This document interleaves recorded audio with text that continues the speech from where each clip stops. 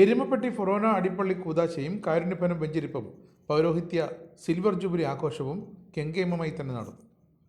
പുതിയതായി നിർമ്മിക്കുന്ന എരുമപ്പെട്ടി തിരുഹൃദയ ഫൊറോന പള്ളിയുടെ അടിയിൽ നിർമ്മിച്ചിരിക്കുന്ന തിരുഹൃദയ ചാപ്പലിൻ്റെ കൂതാശ കർമ്മവും നിർമ്മാണ പ്രവർത്തനങ്ങളുടെ ഭാഗമായി നിർമ്മിച്ചു നൽകുന്ന രണ്ടാമത്തെ കാരുണ്യഭവനത്തിൻ്റെ വെഞ്ചരിപ്പും വികാരി ഫാദർ ജോഷി ആളൂർ, ഇടവകാംഗം ഫാദർ ജിജോ മുരിങ്ങത്തേരി, മുൻ കൊച്ചച്ചന്മാരായ father Lijo Chittilappilly, father Dominic Chazhoor എന്നിവരുടെ പൗരോഹിത്യ സിൽവർ ജൂബിലി ആഘോഷവും നടന്നു.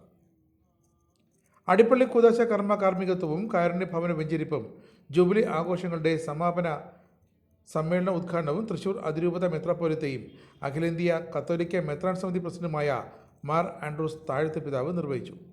പൊതുസമ്മേളനത്തിൽ അച്ഛൻ വികാരി ഫാദർ ഷോജോ മോൻ മഞ്ഞാടിക്കൽ അധ്യക്ഷത വഹിച്ചു.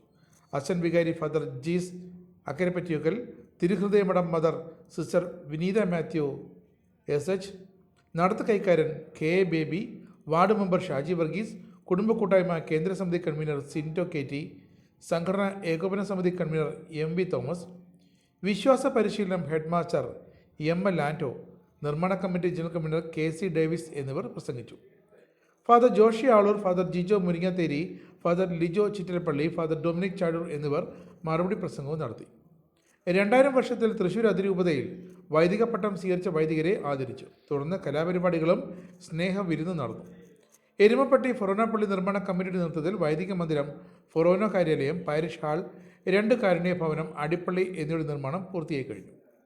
2023 September 10 Syro Malabar major archbishop cardinal Mar George Alencherry പിതാവ് കല്ലിടൽ കർമ്മം നടത്തിയ പ്രവർത്തനം 2027 ജനുവരി 1 പുതിയ പള്ളിയുടെ നിർമ്മാണം പൂർത്തിയാക്കി കൂതാശ കർമ്മം നടത്താം എന്ന തരത്തിലാണ് ക്രമീകരണങ്ങൾ നടന്നു വരുന്നത്.